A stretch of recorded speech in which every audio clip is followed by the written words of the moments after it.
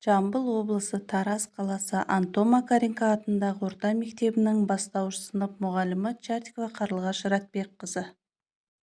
Сәлеметсіңдер ме балалар? Бүгін біз сендермен қазақ тілі пәнінен 74-ші сабақ барыс септігімен танысатын боламыз.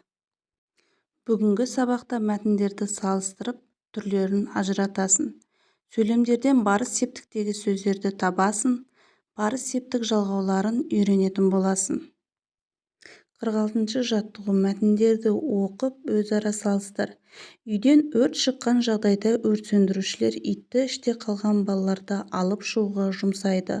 Осындай бір ит Лондонда 12 баланы өлімнен аман сақтап қалған екен. Оның аты Боб екен.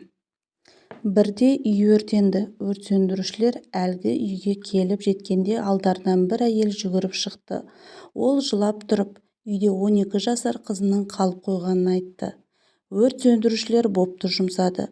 Боб баспалдақ арқылы жүгіріп барып, түтіннің арасына еніп кетті. 5 минуттан соң ол көйлегінен тістеп, қызды көтеріп үйден шықты. Ана қызының тірі екенін көргенде қуанғанынан көз жасын төгіп құшақтай алды. Ал енді мәтіндер бойынша берілген сұрақтарға жауап беріңдер. Қайсысы ғылыми танымдық мәтін, қайсысы көркем мәтін екенін айтыңдар. Бірінші мәтін көркем мәтін, ал екінші мәтін ғылыми танымдық мәтін болып табылады.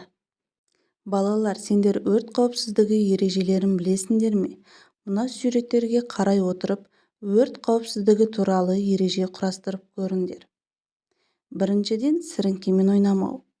Екіншіден, газ құрылғыларын бұрамау. Үшіншіден, өрт шыққан жағдайда 101 нөміріне хабарласу. 47-ші жаттығу: тиісті тыныс белгілерін қойып, көшіріп жаз. Адамның киімі өртенсе, суға түскені дұрыс. Су болмаса, топыраққа аунатып, үстіне құм шашу керек. Суға, топыраққа деген сөздерге сұрақ қоямыз. Олар неге деген сұраққа жауап береді. Барыс септігіндегі зат есімдер болып тұр. Түбірі: суға дегеніміз барыс септігінің жалғауы. Топырақ түбірі: қа дегеніміз барыс септігінің жалғауы болып тұр. Барыс септігіндегі зат есімдер кімге, неге, кімдерге, нелерге, қайда деген сұрақтарға жауап береді. Барыс септігі сөзге ға, е, қа, ке, на, не, а, е жалғауларының жалғану арқылы жасалады. Бұл жалғауларды барыс септік жалғаулары деп атайды. Мысалы, суға, үйге, жалынға, отқа. 48-ші жаттығу: жұмбақтың шешуін тап.